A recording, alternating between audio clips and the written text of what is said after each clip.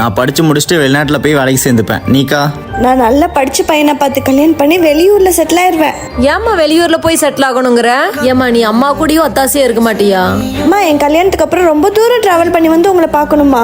அப்பதான் பொண்ணோட பாசம் என்னன்னு உங்களுக்கு தெரியும், அம்மாவோட பாசம் என்னன்னு எனக்கு தெரியும். ஓ நீடா?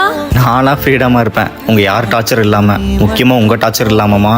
ஓ அம்மா சாப்பாடு ரெடி ஆயிடுச்சா? இதோ ஆயிடுச்சுமா.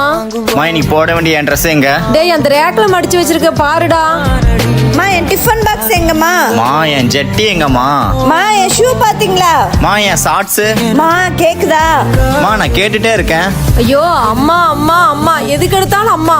எல்லாத்துக்கும் இந்த அம்மா தான் வேணுமா? நான் இல்லைன்னா என்னதான் பண்ணுவீங்களோ?